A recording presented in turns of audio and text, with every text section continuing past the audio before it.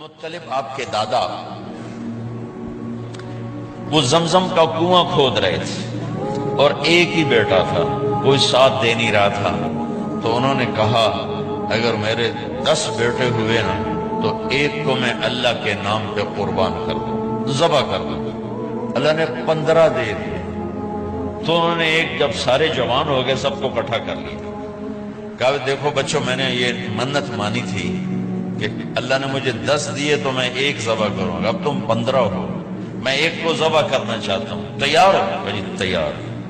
سبحان اللہ، آج کی اولاد تو باپ کو پانی پلا کے راضی نہیں، اور وہ زمانہ جاہلیت ہے اور کہہ رہے ہیں آپ ہاتھ رکھو، تیار۔ کنی میں ایسے نہیں کروں گا، میں قرعہ ڈالوں گا، پرچی ڈالوں گا۔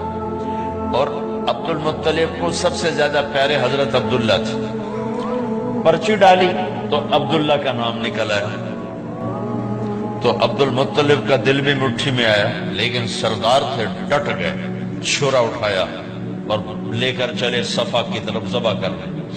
تو ایک عرب سردار ہے عاص بن وائل، اس کو ایمان تو نصیب نہ ہوا لیکن کام بڑا کر گیا، وہ سامنے آیا، کہنے لگا عبد المطلب میرے ہوتے ہوئے یہ کام نہیں ہوگا۔ عبد المطلب کہنے لگے یہ سردار کا بول بچن ہے، پورا ہوگا۔ عاص نے کہا تیرے آگے بھی کوئی مراسی نہیں کھڑا، سردار کھڑا ہوا ہے، میں نہیں ہونے دوں گا۔ وہ تو جھگڑا ہو گیا، سارا مکہ بھی عاص بن وائل کے ساتھ ہو گیا، عبد المطلب اکیلے ہو گئے۔ کہا میں تب مانوں گا جب عصفان، مدینے جاتے ہوئے راستے میں ایک شہر آتا ہے پہلا عصفان، وہ 50-60 کلومیٹر کے فاصلے پر، وہاں ایک نجومی کاہن تھا کہ وہ فیصلہ جو کرے گا وہ مانوں گا۔ کہ چلو سارا مکہ عصفان پہنچ گیا، نہیں عصفان نہیں، عصفان تو اس کی قطبہ نجران میں، حجر میں ایک کاہنہ تھی قطبہ، وہ 200-250-300 کلومیٹر کہ وہ جو فیصلہ کرے گی وہ مانوں گا۔ کہ چلو سورا مکہ 250-300-400 کلومیٹر اس زمانے میں اونٹوں پر طے کر کے حجر پہنچے۔ حجر میں تھی کاہنہ قطبہ، اس کے سامنے کیس رکھا، اس نے کہا یہ بتاؤ تمہارے یہاں جب کوئی قتل ہوتا ہے تو اس کا معاوضہ کیا ہے؟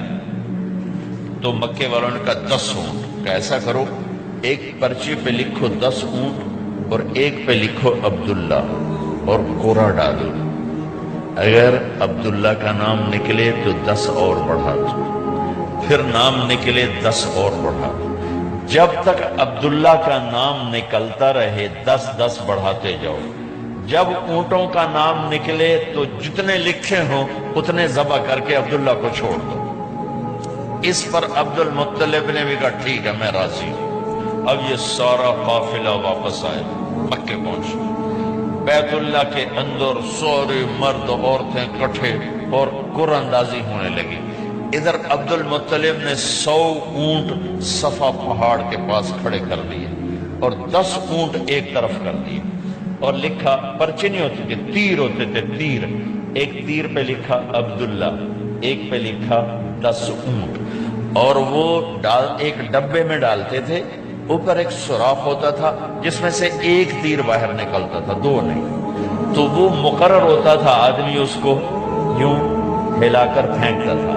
تو 10 اونٹ عبداللہ ڈبے میں ڈالا، ہلا رہے، سب کے سہمے ہوئے دل، یوں کر کے جو جھٹکا دیا تیر باہر نکلا تو دیکھا عبداللہ، تو انہوں نے دوسرے تیر پہ کر دیا 20 اونٹ اور 10 ادھر سے کھڑے کر دیے 10 کے ساتھ 20، اور پھر جو پھینکا تو پھر نکلا عبداللہ، تو پھر ادھر لکھا 30 اونٹ اور ادھر سے 10 اونٹ ادھر بڑھا دیے، پھر پھینکا عبداللہ تو 40، پھر پھینکا عبداللہ 50، پھر پھینکا عبداللہ 60، پھر پھینکا عبداللہ 70، پھر پھینکا عبداللہ 80۔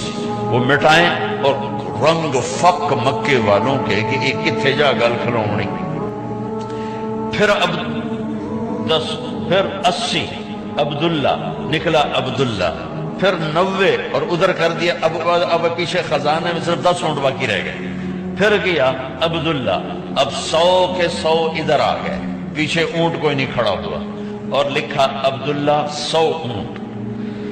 تو سب کے دل اچھل کے باہر آ رہے تھے، تو جب اس نے جو پھینکا تو دیکھا تو نکلا 100 اونٹ۔ تو سب نے نعرہ لگایا کہ چلو بھائی کام ہو گیا۔ تو عبد المطلب کہنا نہیں ابھی کام نہیں ہوا، ایک دفعہ اور کرو۔ دوبارہ ڈالا، پھر نکلا 100 اونٹ۔ اب تو بس نہیں، ایک دفعہ اور کرو۔ تیسری دفعہ کیا 100 اونٹ۔ تو پھر عبد المطلب کہنے لگے ہاں اب مجھے تسلی ہے۔